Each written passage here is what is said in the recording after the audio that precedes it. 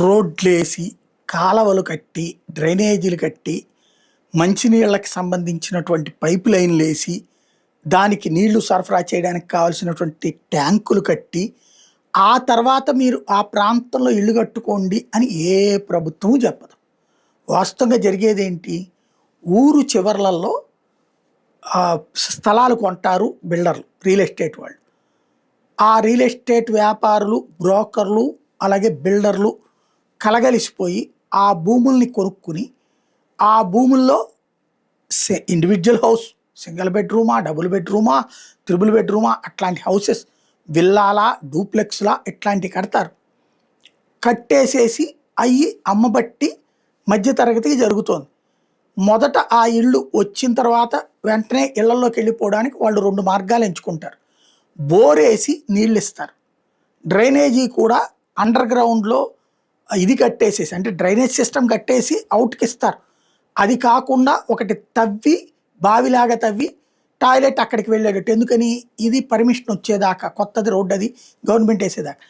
అట్లా ఊరు చివర్ల ఇలా ఇళ్ళు ఇవన్నీ వచ్చాక అప్పుడు ఆ ఏరియాలో ఓట్లున్నాయని అంటే పన్ను కడతాం, రిజిస్ట్రేషన్ ఛార్జీలు కడతాం, పన్ను కట్టించుకుంటారు.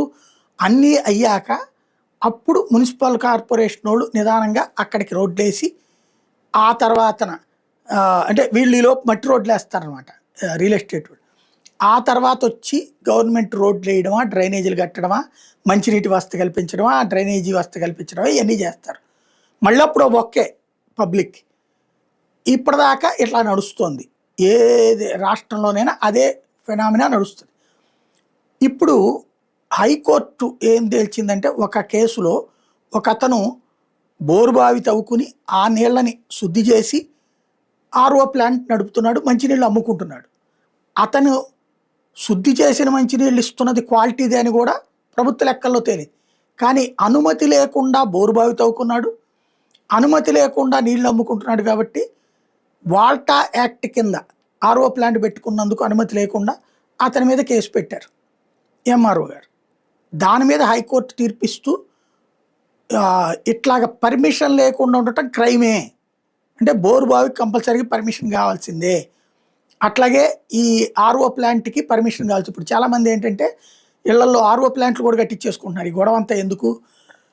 ఎప్పుడో ప్రభుత్వం నీళ్లు సప్లై చేస్తే దానికంటే అన్నటువంటి. అది తప్పంట, ఇప్పుడు ఇది తప్పట. కాకపోతే ఈ కేసులో అప్లై చేయగానే పర్మిషన్ ఇవ్వడానికి ఉన్న అవకాశాలు చూడండి అన్న వరకు చెప్పింది, శిక్షించకుండా ఈ శిక్ష వరకు చేసుకొచ్చింది. స్వచ్ఛమైన నీళ్ళు ఇస్తున్నారు కాబట్టి. కానీ ఇది నిజంగా అమలు చేస్తే రాష్ట్రంలో ఇంకెక్కడా ఇల్లు కొత్తగా కట్టలేరు, కట్టినా అమ్ముకోలేరు. పర్మిషన్ ఎవడు ఇవ్వడు, ఇస్తే మళ్ళీ దాని దగ్గర డబ్బులు తింటారు.